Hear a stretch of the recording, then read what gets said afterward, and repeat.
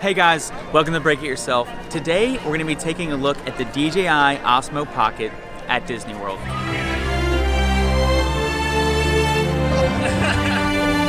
got a pretty good view.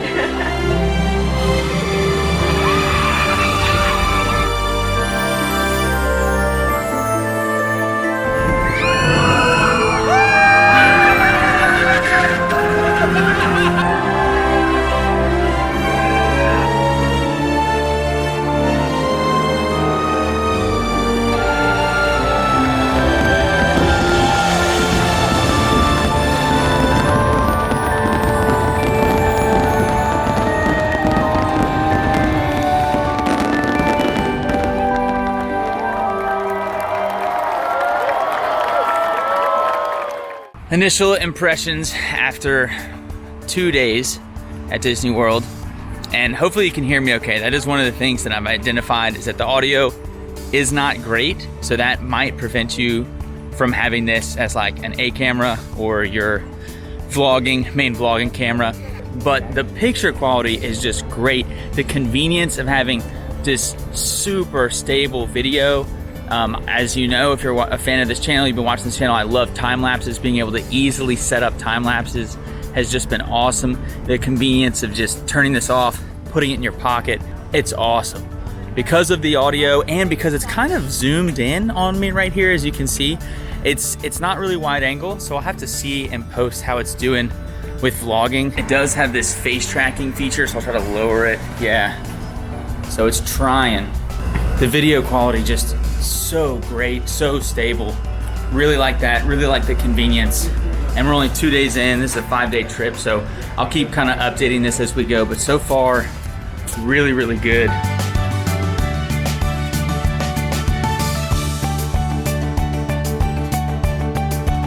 Good morning from Walt Disney World's Animal Kingdom. We are rope dropping, is what they call it. So we're here about an hour before the opening. We will be headed to Pandora is the name of the land, and we will be riding Flight of Passage this morning.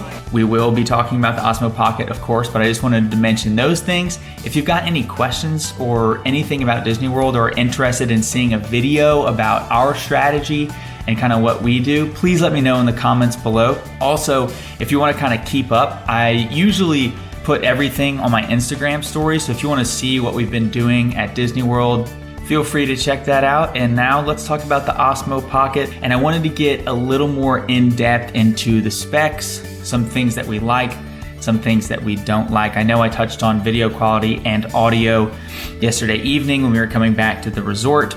And this morning I wanted to get a little more in-depth. So I didn't touch on the 4K 60. This does have 4K at 60 frames a second, which for the price right now, there are just not many cameras on the market that are shooting 4K 60, period, or without a crop or overheating. And so I've been shooting 4K 60 when I've been going on like the roller coasters, and that has just been absolutely excellent. I think it looks great. The other thing is that the gimbal can be in 3 modes. It can be in a follow mode where it follows in pan and tilt. You can lock the tilt, or you can be in an FPV mode where it's following you a little more quickly in your tilt, roll, and pan as well. And that's the one that I've been using on the roller coasters and at 4K 60, just to kind of see what it looks like. And so far, it's been doing a great job of keeping everything really smooth and fluid and stable. So that just really looks great. Another thing that I like is that they put a slider on the screen. So one of the options is to put this slider so that you can control the tilt. Instead of having it follow you with your movement, the slider appears on the screen. You can use your thumb and move the slider to either quickly or slowly control that tilt, and you can get some really cinematic looking shots. As I said, I'm using this more for B-roll, so that's really come in handy, and you don't need an accessory or anything to control that tilt independently. It's just right there in one of the options on the screen. And again, I can't say enough about the form factor. It's just so easy to carry around, so easy to use. Historically, if you wanted these kind of shots, you're looking at carrying around a 3-axis gimbal like the Ronin S, which I have done before in Walt Disney World for a different review of that Ronin S. and it required a backpack, and just going through security with it. It was just, it's rather large, and it's a big deal to be carrying that thing around. Now it gives you amazing shots, but this is not close behind, and the form factor and the ease of use and the ease of carrying it around are just absolutely excellent. Now let's get into some of the things that are just kind of lacking or that we don't like. Touched on the audio yesterday. Some other things, it doesn't have a way to mount this right out of the box. It doesn't have a quarter 20. You pretty much have to get an accessory in order to mount this on a tripod or something like that. So I went on Amazon, I found one for like 12 or 13 bucks, and that's what I'm using to mount it when I'm doing time lapses, when I want it to just be a little more stable. So I would have liked that to kind of have been built in. That would have been great.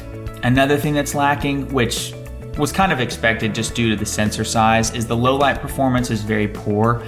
So in video mode, once you start losing light, your video just degrades and you start seeing a lot of noise in the video. I can't knock them too hard just based on, the sensor itself. The video does show noticeable noise once you start losing even just a little bit of light. But if you've got plenty of light, like I said, the video looks great. Some other things that we've noticed is in that selfie mode, you might have seen this yesterday evening, that sometimes it focuses on the background and sometimes it focuses on your face. So that's obviously not ideal. I would like it to be able to pull that focus on your face when you have it in that selfie mode. And when it's in the selfie mode, it's kind of hard to tell on the small screen if it's in focus or not. Overall, the Osmo Pocket on this trip and for the last 3-4 months has just been rock solid. I find myself using it a ton just to get as much B-roll as I can instead of carrying around the Ronin. It's just been awesome. I cannot recommend it enough. Like I said, for an A camera, I don't think it's there, and kind of the little annoyances with the audio and the low light and different things like that. But man, if you want to get some really easy B-roll to where you can just carry this thing around in your pocket, have it stashed in your car, and then pick up some 4K 60 frames a second video, it is just great for that. So if that's what you're interested in doing with it, I highly recommend it. If you want to use it for your A camera, at this point I can't recommend it for that. I would wait and see if they come out with an Osmo Pocket 2 and see what that can do. If you've got any questions about the Osmo Pocket or our trip to Disney World, please let me know in the comments below.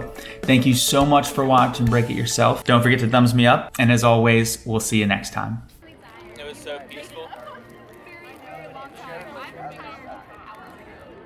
Ava, what stuffed animal did you get? The fox with a long tail? Does it have a name? Like on the tag?